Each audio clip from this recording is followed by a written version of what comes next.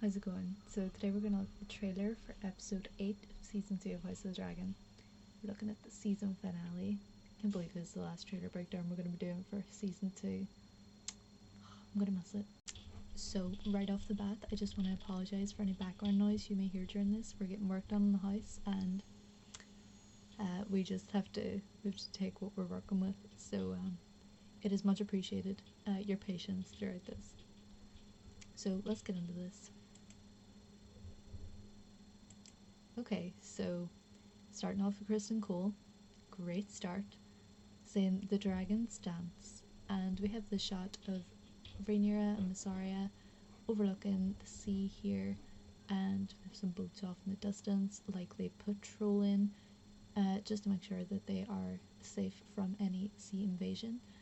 And then we have these two dragons, and initially I thought this might have been Syrax and Seasmoke having a nice wee dance with each other, but I'm now thinking, because obviously they're being spectated, that it is likely that this is Silverwing and Vermithor, and they may or may not have the riders, but I think it would make a lot of sense for this to be the two riders out trying to get used to handling these mighty beasts of old Valyria that they're now having to do the world's quickest driving test on. So lovely shot here.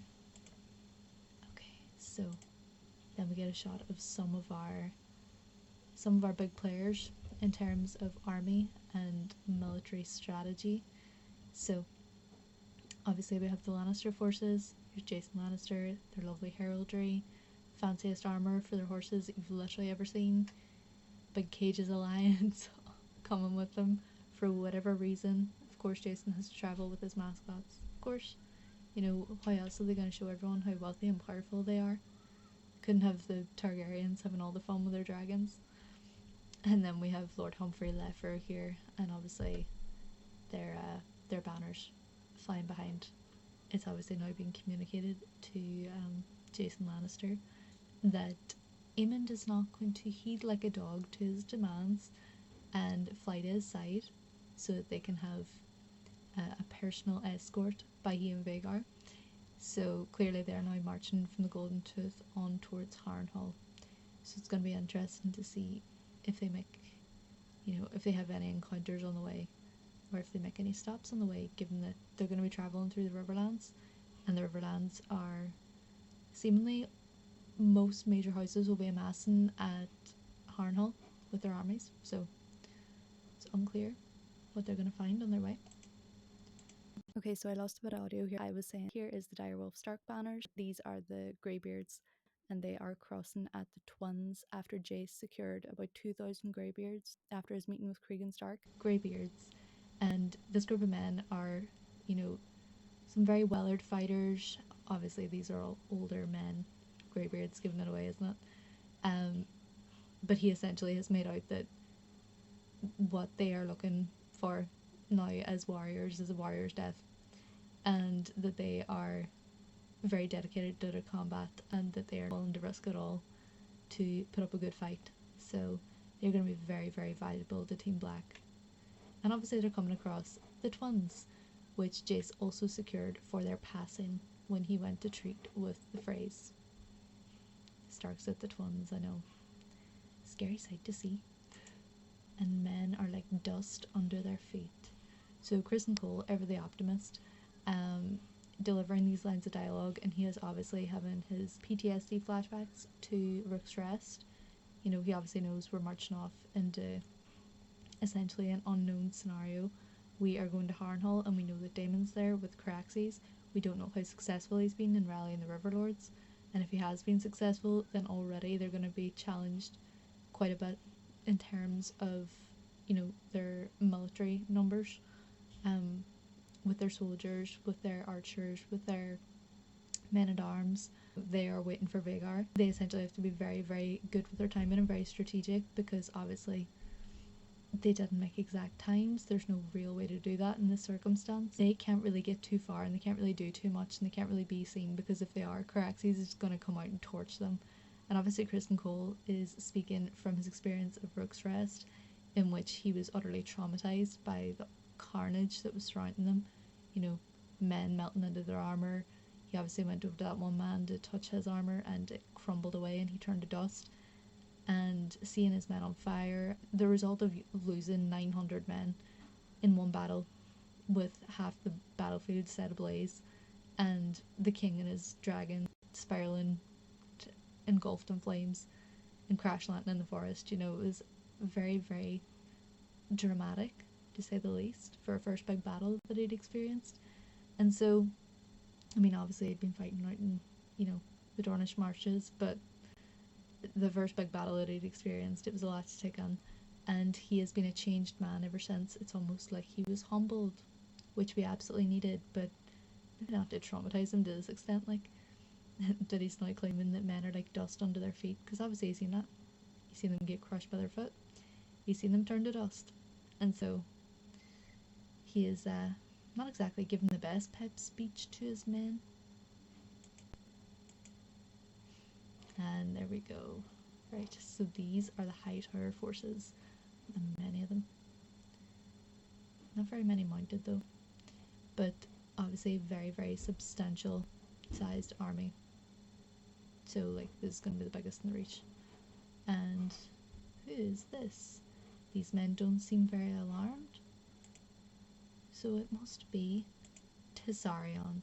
Look at that, the blue queen with the copper embellishments. Oh, she's beautiful. Absolutely beautiful. And that might be a horn. Not, I think that's supposed to be Daemon. I don't imagine that we're going to get an actual shot of Daemon. I'd be very surprised if we do, just because of the age of the character and, you know, the casting of the actor, and it's going to be another 2 years till we get the next season, so I don't know if they'll bring in a young-ish actor, because I think aging might be a bit of an issue, but it'd be amazing if we got to see Daemon in the next episode. I mean, I'm happy enough just seeing Tessarion. I think Tessarion on her own is spectacular enough. I can't believe we got shown this in the trailer though. When I tell you, I let out a squeal when I see this. Like, I was not expecting it. It really caught me by surprise, but absolutely delighted. So now obviously they're marching through the Reach with like the biggest army. It was said in the last episode that they are experiencing some issues with, you know, some minor vassal houses not going to be having much issues now that Daemon's caught up with them. Sorry, it's just so beautiful. That wee, you know, the wee flick at the end. The very interesting inflection with the tail. Very strange. I used to have an iguana when I was younger, and this literally looks exactly like my iguana. Tail and all, the way it's like holding back the legs, everything. We march now towards our annihilation. God, would you lighten up, Kristen Cole? My God. Could you imagine this was like your commander and you're about to march into battle, and this was a pep talk that you got? You'd be fuming.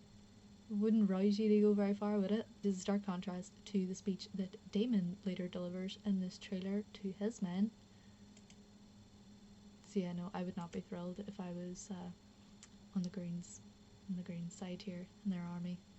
So then we get beautiful Caraxes, and he is screeching to these two dragons, and I imagine that this is Syrax and Seasmoke. I've entrusted you with a power only few have known. And so she's sitting currently feasting with her new dragon seeds. This is a table of all her current dragon riders that are on Dragonstone, so basically everybody excluding Daemon. She now has 6 dragons that are battle ready that are on Dragonstone, and she has her 7th Caraxes at Harrenhal. And so notable Jace over here, he has obviously gotten over his initial massive degree of skepticism and is now dialing it down to a slightly more reasonable degree of skepticism now that he's able to actually sit at the table with these people, hopefully get to know them a bit, maybe make some favourable terms to try and ensure their loyalty, because obviously in the books he had a big part in, you know, planning and negotiating the whole dragon seed situation. And so we have Rhaenyra, Baela, Jace, Adam, Ulf and Hugh. These 3 are very used to this. This is the kind of life they live. These 3 have just come, well, these 2 have just come from King's Landing that's experiencing a massive food shortage, and, you know, obviously as a result of Rhaenyra's blockade of the capital. And so, he's been out fighting people for bags of cabbage. So having this really lavish spread put on would be quite the incentive to be like, I could get used to living like this. Now that I am valuable to the queen, I may as well make the most of it. And it's so funny because, like, obviously he's sitting here eating with a knife and fork, being civilized. These two are sitting eating with their hands like they've never seen food before. God bless them. Adam just looks kind of scared. God love him. We love Adam.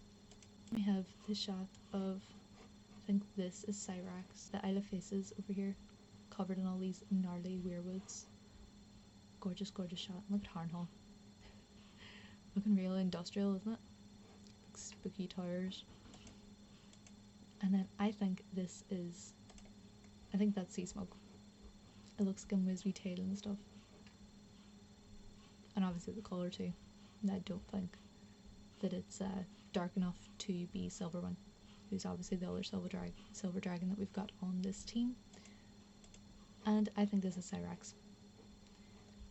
So this is the forces amassing outside Harrenhal. So in the season 2 trailer for the entire season, we got a shot of an encampment being set up with all these blue tents outside Harrenhal that we obviously have not seen in the show yet. So it was obviously from the last episode, the season finale.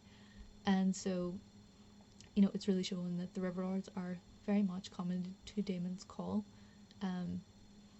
All the vassals of House Tully are listening to their Lord Paramount. And so, we're starting to gather a sizable force here.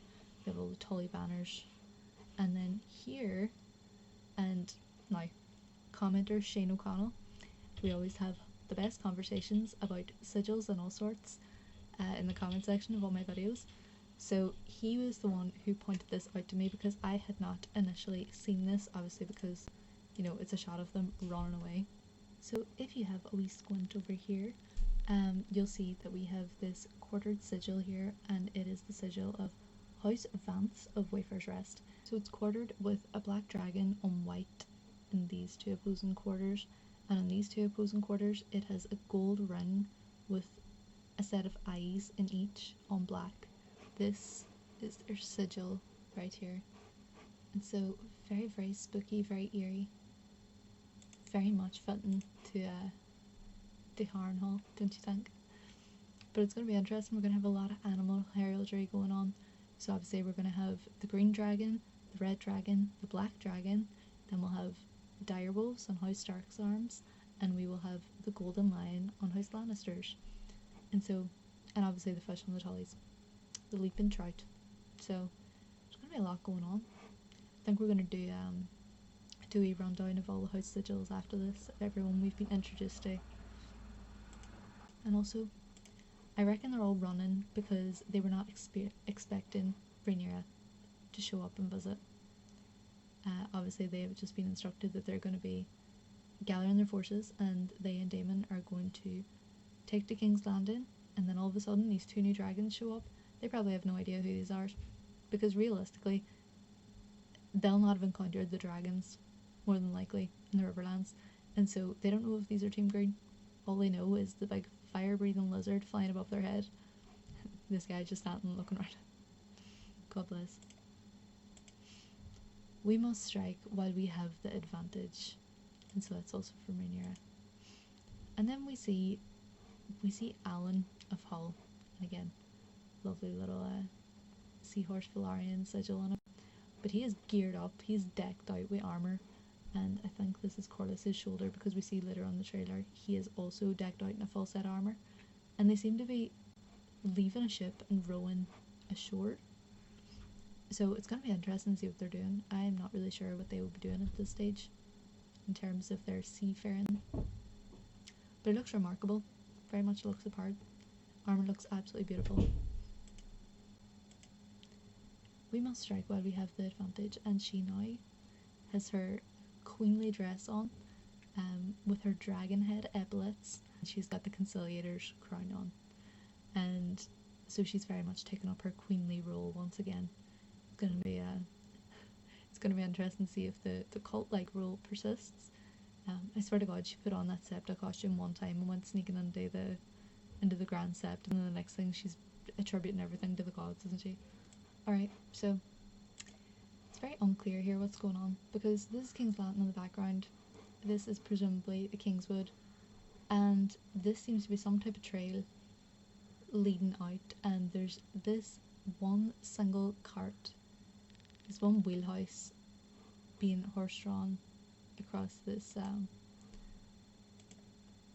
road, but I don't know who this is or where they're going or what's happening. I don't know if any of the royals are trying to escape King's Landing because the Prince Regent is angry, which we are being told here by Lara Strong. I don't know, it doesn't make a lot of sense, but I'm intrigued to see what's going on in this scene.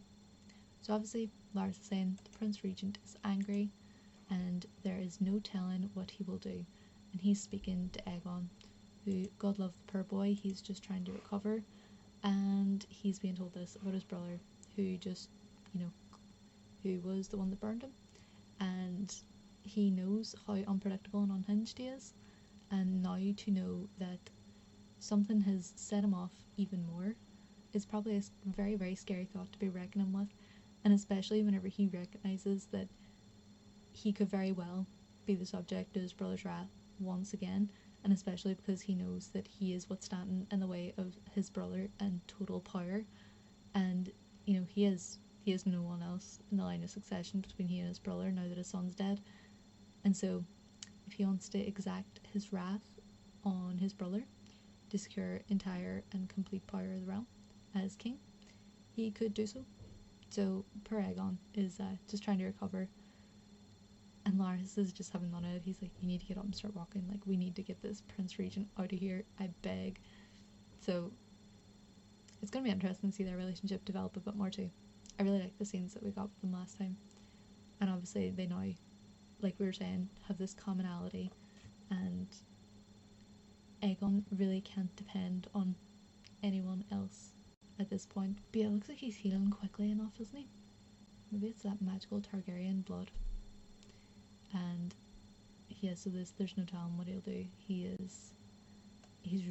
Aemond is really letting himself be taken over with this Targaryen madness. It seems almost inevitable at this point that he's gonna go and really wreak some havoc, and him having the most large and formidable dragon in the realm, it's a very deadly combination, to say the least. And there he is himself.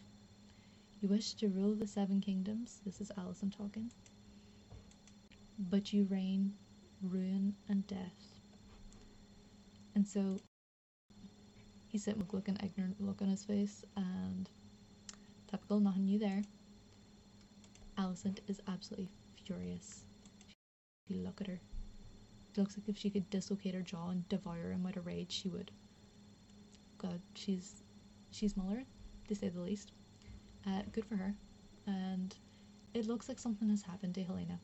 And I swear to God, if this man has done something on our precious little dragonfly, Sithorios would not hide him from my wrath. So, hope he has that noted. I don't know if she's just holding her hand. I don't know if something's happened to her hand, or if she's holding like her little crickets. If he's killed her crickets, I'll be fuming. She loves her wee crickets. My God. Anyway, our poor beautiful girl looks very sad. But Alicent is coming to her defense, and it's nice to see her standing up for her children. And you know what? I hope he's being humbled. Yeah, look at him. Look at this drama right here. And again, the thing I was saying about the uniform in the last preview, I stand by it. So we get this shot of him looking with absolutely no remorse while he sits atop his dragon, and a speaker says, while you have mustered an army, Rhaenyra has faltered. And now, I wonder who this speaker is. It's no other than Sir Alfred. You know that night that was berating Rhaenyra, and then she sends him off to Harrenhal to go and treat with Daemon and make sure that Daemon is, actually mustering up an army, is staying on course and is still loyal to her and is not mustering the army in his own name. Now it looks like Sir Alfred Brim has finally made it to Harrenhal, and he is trying to say that Rhaenyra has faltered and could potentially be trying to encourage Daemon to go for the crown himself. And I mean, we've seen Daemon behead men for less than what this man is suggesting right here. So I really hope there's some type of repercussion for this. And not only this, but when Lord Alfred Brim left Dragonstone, Rhaenyra was sort of stagnating. She was in a position where she was trying to listen to all of her counsellors, but at the same time trying to demonstrate restraint, and they just wanted dragon power. And she did not want to plunge the realm into this bloody battle. And he obviously got sent away, and then this was all travel time. But she has now acquired 3 new dragon riders for some of the biggest dragons in the realm. And so I really hope this man feels humbled when she pulls up with another new dragon and she's like, yeah, I got another 2 waiting back at home. I hope he's humbled. And you know what? I hope Daemon touts on him. I hope Daemon lets Rhaenyra deliver her justice, whatever it may be. And I know she's not going to just behead this man, right? But I just want him standing scared in front of a trio of dragons. I want him running scared, because how very dare he? Be humbled. Don't speak about your queen like that. Anyways. And then he is marching through this crowd of, there he is, wee rat. But yeah, he's marching through this crowd of riverlords, and they are obviously parting for him, respecting him. Why does this feel reminiscent of a scene in season 1? Oh yeah, you know what it is? It reminds me of whenever he comes in and he says that he is the king of the Narrow Sea. Whenever he walks in and walks up to the throne and everyone stops and turns to look at him. It reminds me of that. Okay, this scene. This scene near sent me into a spiral. Because first of all, Helaena looks so beautiful. What an absolute angel. An angel changeling baby. Like an elf child, if you've ever seen one. Most beautiful, angelic wee being. She's just fae folk all over. I love her. And her reverb's not, stop it. Anyway, and then her SS looking brother walks in and says, pretenders raise new riders against us. And so they're on this balcony overlooking King's Landing as well, and it's unclear why she's out here. I don't know if maybe she was standing in some sort of dream sequence, we're not sure. But yeah, it's unclear why they're on this balcony, because if I'm correct of what we've seen in episode 1, Alicent is now in Rhaenyra's old room, and so this would be connected to this balcony that overlooks King's Landing that Rhaenyra went to whenever, you know, her and Daemon had their episode 4 dalliance and flea bottom. And so, you know, they were obviously in their mother's chambers and have come out here, and now her brother is trying to encourage her to go to battle. He obviously completely misreads his sister's nature, because why under God would she ever do that? This poor woman has known nothing but conflict and loss in these past couple of episodes in this season, and so much of it is a result directly of this man. Like, blood and cheese would not have happened if he did not go and murder Rhaenyra's son. Accident or not, it's his fault that her son was beheaded in front of her. And then obviously further trauma from that in the funeral, when she starts getting plagued by the small folk who are trying to like climb onto the cart, and she's terrorized again. His fault. And then whenever they're in the Grand Sept, and her and her mother are getting called out, and that they have to leave, they have to get into the wheelhouse to get back into the Red Keep, because the people are rioting because of the food shortage and because he has locked them in the city. And so everything's his fault, and he's still coming and trying to make demands of his sister. Anyway,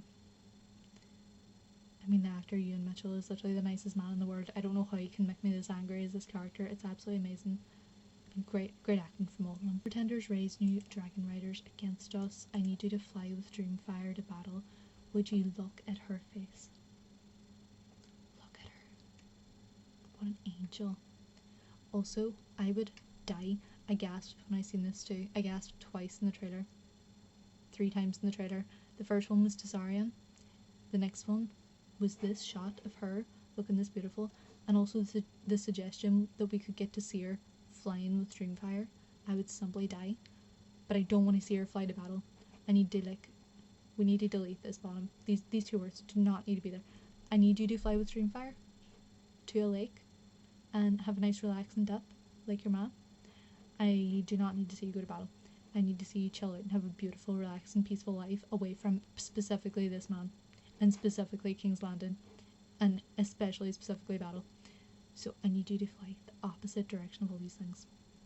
You beautiful girl on your beautiful dragon, and maybe even take your mommy wee, because I feel bad for her too.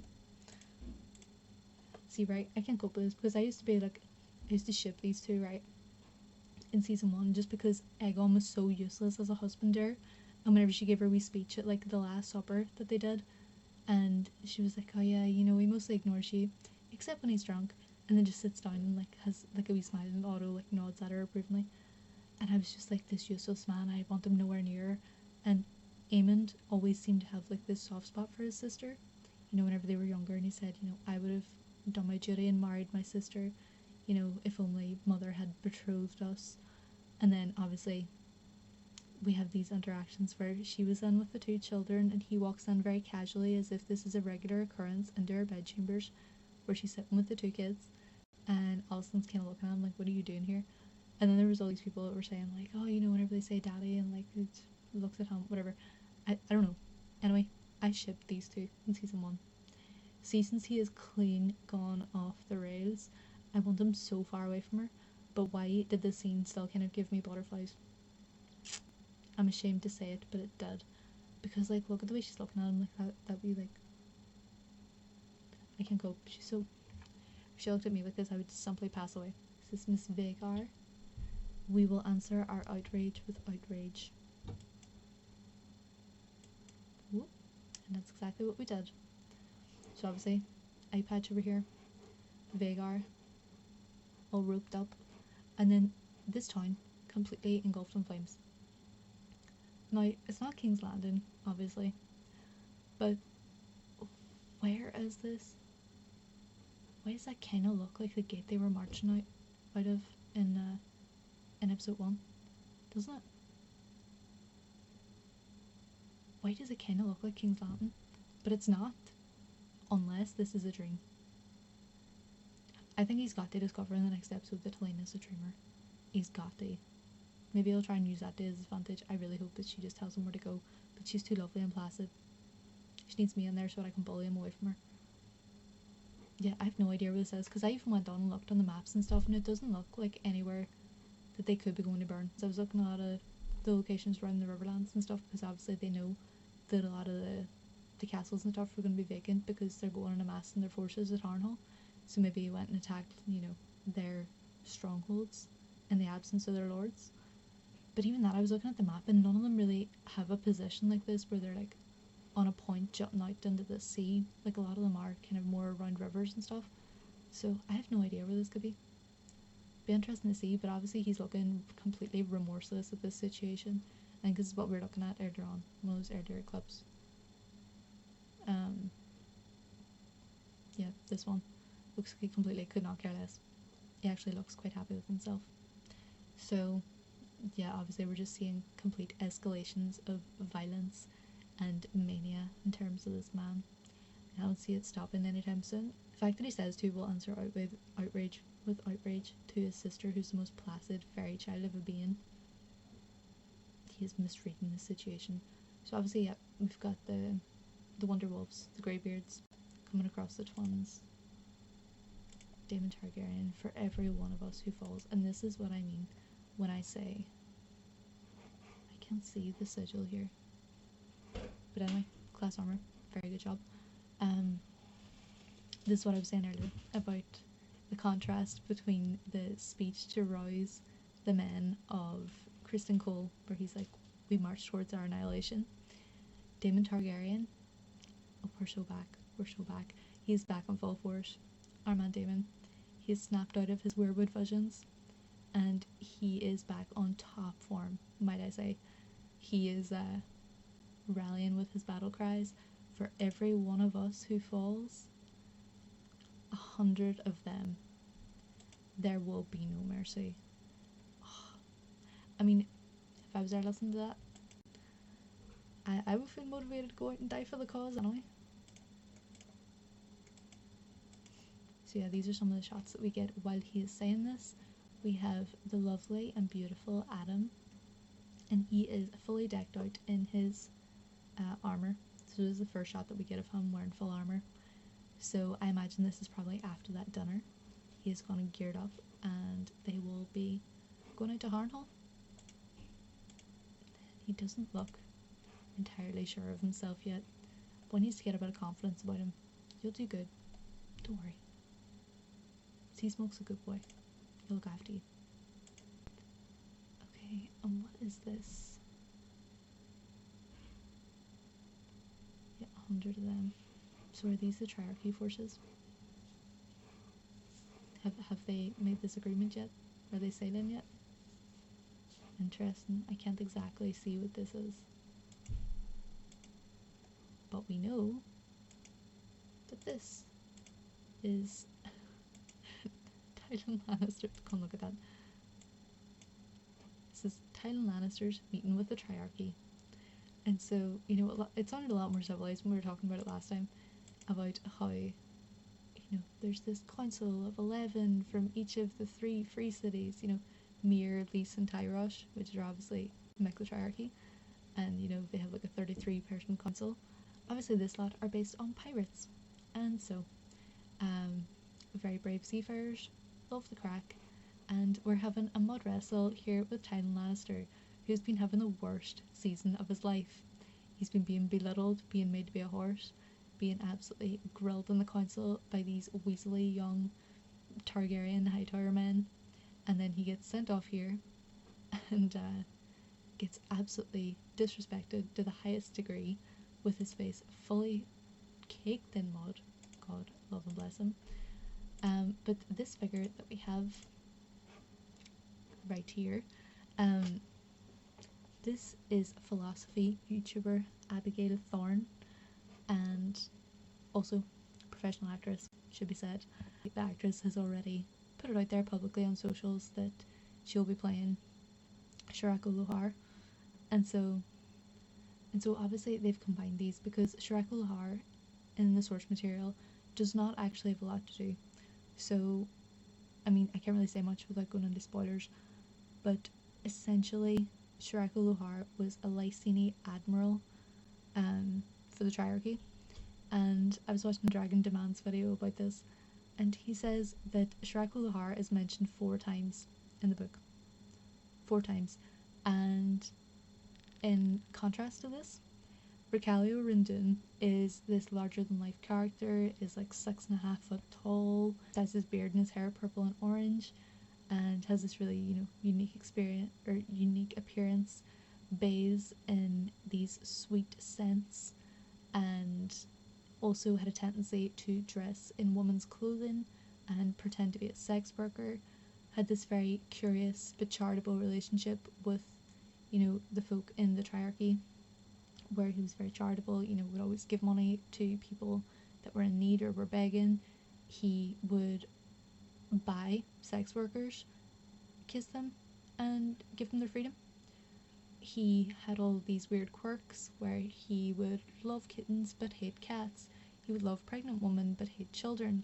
There were all these just curious instances about this character where they'd obviously spent a lot of time, you know, building this character. And again, this scene with this character.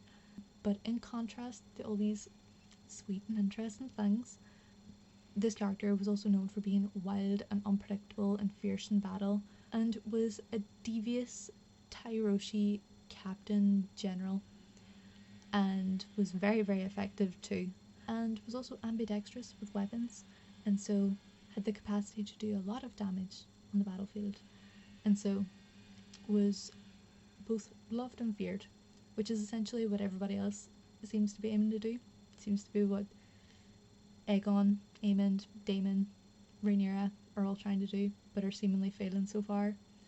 Recalio Rindoon seems they kind of embody those things. But it seems that they've combined these two characters. It's unclear why they chose the name of the minor character over the major character. And also, I imagine that they're going to have to change the fate of Shakara Lohar from the book. So it's going to be interesting to see. So that seems to be what's going on here. That seems to be the crack in the Triarchy. I love that scene so much. We can get thrown in the mud. Oh, it's so funny. God, you just love to see the Lannisters getting humbled. So yeah, I imagine that this is coming over to the Free Cities. And this is obviously Aegon's banners. So these are green with a gold dragon. And maybe they're furled up so that it doesn't give it away. So that they can go on the island more easily without giving themselves away. Unclear how they got past the blockade, but clearly they've found a way. But yeah, no, so they're his banners. And then we get this shot of Rhaena running, obviously looking for this large and formidable wild dragon in the Vale. And something to say about this, because I was watching the Game of Thrones official podcast, and it was one of the podcasts they'd done before season 2 started, and it was with the individual who's in charge of the dragon sounds. So the episode that I was watching was called Dragon Deep Dive with sound designer Paula Fairfield. And so Paula Fairfield was on talking about the different soundscapes and the different inspirations that they got for the dragon noises and whatever. And obviously I was just falling down that rabbit hole because I can't spend more than 30 minutes without deep diving into this world in some way, shape or form. But during this, they played some clips from season 1 where Helaena is talking to Rhaena, and they start talking about the dragon's egg. So it's whenever Helaena went in to Rhaena, and she was sitting trying to hatch her dragon's egg, and she's like, it's been 8 years, it's probably not going to hatch, half of them never do. And then Rhaena's asking, do you think they'll let me stay? And Helena's like, I don't understand, what do you mean? And Rhaena's like, oh well, the Prince of Pentos, do you think he'll let me stay but a dragon? And then she talks about how the prince likes Daemon and Lena and Bela, but it's because they have dragons, and if she can't hatch hers, will she be allowed to stay? Lena responds with, there's more than one way to bind yourself with a dragon. I was without one until I was 15 years old, and now I ride Vhagar, the largest in the world. If you wish to be a rider, you must claim that right. And I think this entire scene is very much setting up for this. Like, they likely had this planned in the works at that stage, and this was obviously supposed to be set up for that. And so first of all, interesting that they're saying 15 and not of 10 and 5, but whatevs. That's just me nitpicking, of course. But this really nice interaction between her and her mom.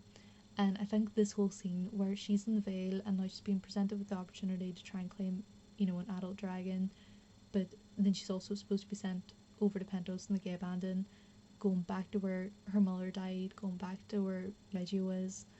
And it seems like the writers are drawing like all these multiple parallels between the discomfort that she feels with physically being in Pentos after what happened with her mother, and also the insecurity that she felt then about Reggio potentially not wanting her there because she didn't have a dragon, her kind of feeling that insecurity still now.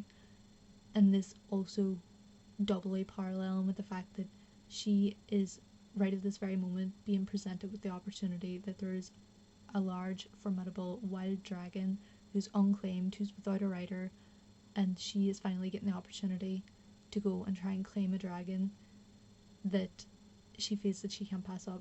Because obviously she tried to claim the dragons in Dragonstone and was unsuccessful, but at this stage she's really seeing that she's been like cast out by her family because she's been sent off basically to be a glorified nanny to her stepbrothers, and that's the last thing she wants to do. The last place she wants to be is Pentos.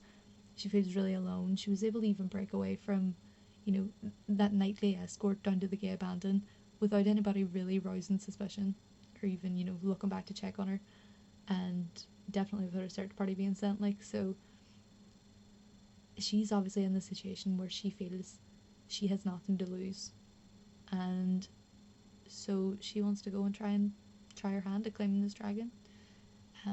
So it's just interesting thinking about this whenever you look at it within the framework of that scene where she was speaking with her mother and they had that discussion, and then her mother saying that she was 15 when she claimed Vhagar and she got the largest dragon in the realm. I know, but the first person to claim this dragon, this wild dragon, and very few can say that they've done this, and so it would be quite the opportunity, and it would be quite the feat if she could do it. It would change her relationship to power and her relationships within her family, and that dynamic, and obviously between her and her father especially. Yep. So Corlys here, and seems like this might be the same scene that we see in Aemond, where he's in his full armor as well. Oh, look at that! Such beautiful work on this armor. And his hand to the queen pin, amazing. But I imagine this is going to be the same scene. So the scene where Alan was facing forward and the others were on the boat behind him. So in this scene, I imagine that this is going to be Corlys looking towards Alan, and they are going to be on the same ship. See in the corner of that shot, I think that's Corlys's epaulets. So I think they're going to be in the same boat, sailing away, and going wherever this is. It's yet to be seen where they're going to be going. So I think it's a bit early for them to be trying to go to King's Landing, so it'll be interesting to see what that fleet of boats was about. I wonder if they successfully secure a deal with the Triarchy and they start causing a bit of trouble for the Sea Snake and his seafarers, his first mate. This absolutely wonderful. Everybody kneeling to Daemon as he holds Dark Sister atop them, and in these semi-rebuilt walls of Harrenhal, all these river lords kneeling before him, and then obviously this one, the Judas in the middle, whatever. Anyway, also I was talking about potentially there being some type of repercussions from his actions beheading Will and Blackwood in the last episode with the Blackwoods, but their banners are here, so clearly not. Obviously not their full sigil, but their banners are the white weirwood on red with the black ravens you can see here, and so clearly they've submitted to Daemon as well, and so he will have quite the sizable force amassing here at Harrenhal. Hopefully Rhaena is good and impressed whenever she shows up. This scene, remarkable. Love everything about it. I love this man. I never thought I would say that about a Hightower, and especially when he first showed up and he was just such like a wee posh, like entitled wee brat, and like such a weaselly man. But he has become one of my favourite characters. I just, every time he was on screen, everything that he says is golden. And Freddie Faust is a beautiful man, great to look at, but my god, when I seen this whole shot of all these men stopping to watch, as Kristen Cole's sitting over here, and it looks very much like the same scene where he is delivering the most depressing pep talk of all time and talking about how they march towards their annihilation. He's wearing just like his armor padding, and it looks like that could have been the same shot, but now we have Gwayne pointing his sword at him. Everybody stops what they're doing, and he fully like sticks it under his chin and everything. Amazing. I want to know what this man said that provoked this response from the relatively calm and measured Gwayne Hightower, who has had the tolerance to stick with him all this time and deal with his nonsense this far without pulling a sword to his neck. I want to know what the final straw was. I can't wait. God, amazing man. Also, who's the fake Targaryen in the background? It looks like the very first scene in season 1, episode 1, where they show the Council of 101 and they show Viserys and they have him like done up all looking young and he's standing there with pregnant Emma Arryn. It looks like young Viserys. Some people were asking if it's Daemon and stuff too. I think it's a grown man. I don't know, maybe I'm really wrong, but that's what it looks like to me. Obviously it's not, but I think it looks similar. He'll be raging whenever he finds out that he missed out in the Dragonstone tryouts. There is a wee drop of Targaryen on him. And then, there we go. Last 2 shots of the episode. We have Rhaena. Presumably this is the shot with Mazzaria where she was looking out over the water at possibly Vermifleur and Silverwing. And then we have the colossal Godzilla beast that is Vhagar with her holes in her wings overlooking this burning city below her, inspecting her handiwork. And then the closed captions, soldiers yell. Yeah, I bet they do. God, I can't believe that this. Also, you know how I was saying there was like 3 times where I like audibly gasped during my first watch of this trailer, right? First time.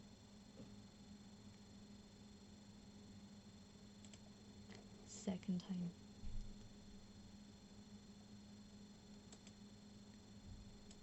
And then this was the 3rd time. Absolutely spectacular. Amazing stuff. And then of course, to keep in tradition with the rest of the season, we got the closing shot of Vhagar to build all the suspense for the next episode. So it turns out we did get some more photos on the House of the Dragon Twitter, so we're going to look at that. But besides that, I'm going to be closing Twitter very quickly after this. I do not want to see any more than I've already seen. Okay, so that's the trailer we just looked at. Here we go. And we have, oh my god, Rhaenyra looks so good here. Stop it. So, we have Rhaenyra in this most queenly of attire, at the head of her banquet table with her crown on. Spectacular looking, such a good shot. Oh my god. Fia, don't be doing this to me. Don't be doing this to me. Look at Helaena. God, I'm obsessed. And then, lurking in the background. This man, coming from. He would not be safe if I was in Westeros. He would not be safe. She's so beautiful. Please don't listen to this man. Come, give him like a scary vision or something. Go. I want her to turn around and be like, I know how you die. Go just spook him a wee bit. Corlys in regular attire. Unclear where he is. I'm not sure how to interpret this expression. Steve Toussaint. Not sure. My god, Alicent in her beautiful green dress as well. With all her little catches on. The costuming this year has been amazing. Anyway, unclear where she is. But it looks very dark and ominous.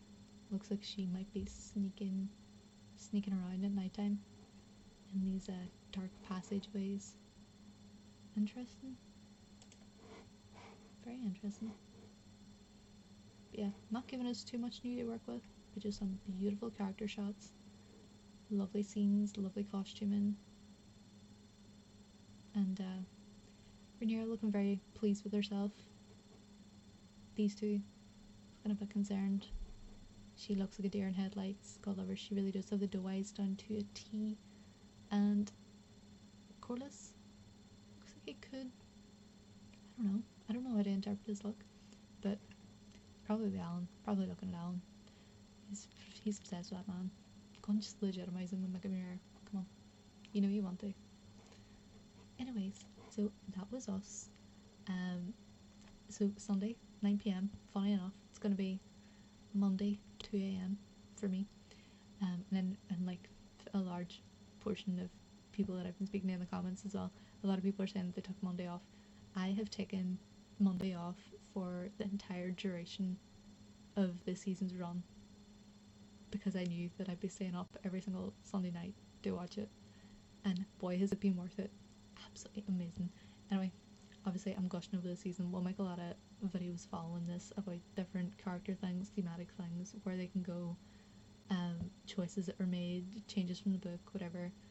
Obviously I want to dive into the sigils, obviously I want to dive into the witchiness of Alice Rivers. Like I said in the last episode, any ideas you have that you want for videos, fire them down in the comments. I read and reply to everybody. We always have a nice time down there. And so, yeah, any suggestions, more than welcome. And I think this was a really good trailer. Really good trailer. Did see a couple of the leaks, like I was saying, but did not seek out anything else and have been avoiding Twitter like the plague ever since. So I hope for anybody that did get it spoiled, I have heard that today they sent around the screeners, the early screeners for the bigger channels, so they can kind of get the reviews and stuff done, so they can get posted immediately after the episode. And so far, I mean, I seen Grey Area talking about it, and she was gushing about the episode. And I know she's probably going to be slightly less critical than some of the other channels that have a bit more of a reputation for being very critical, but I mean, she was gushing over the episode, and I, even considering the leaks that I did see, I'm still looking forward to it, very much so. And so Sunday cannot come soon enough so that I can finally use my phone again without seeing more nonsense. But I'm so excited to see it, so excited to see any of the new dragons that they wish to introduce this day, to see where all these character arcs are going. I'm excited to see the reunion of Daemon and Rhaena and how that plays out, if he's going to turn into her loyal subject once again, or if it's going to be a case of her kind of coming out and having to dictate to him and him having an attitude. And I want Alfred Brim to be dealt with. Anyway, I mostly want Aemond to be dealt with. You know what? And Kristen Cole too. He's being sad boy. Yeah, no, you know what? Everybody's getting humbled in this episode. I will and truly hope. That's my hope for the episode. Everybody gets humbled and Helaena has a nice peaceful life and she gets to ride Dreamfire around and doesn't have to take her to battle. So that's all I want for my girl. A life of peace and love and happiness with her beautiful dragon and her wonderful dragon dreams. Anyway, so I can't believe it's the end of the season. This is going to be our last trailer breakdown until Dunk and Egg, until Night of the Seven Kingdoms. So, although that being said, obviously I'm going to keep making videos in between times on various themes, various characters, you know, places, sigils, the whole nine, going between books, shows, and also potentially going to be doing some following of filming for House of the Dragon and for Dunk and Egg, and any updates on stuff like that.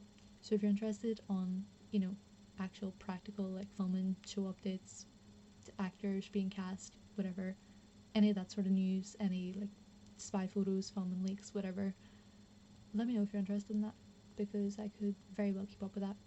I mean, Night of the Seven Kingdoms is being filmed like up the road from me. Do you know what I mean? So I imagine we're probably going to be hearing some stuff soon. I hope we start getting some stuff released. Obviously we got the one promo photo that they sent out, but hopefully we get a wee bit more soon, because it's going to be really interesting. Obviously we're only getting 6 episodes, but very much looking forward to that too. It's going to be nice to have something to hold us over in the 2-year wait for the next season of House of the Dragon. So yeah, let me know anyway, whatever you want to see, and if it's within my means I will provide. And so I look forward to seeing this episode and to coming and chatting with you all afterwards.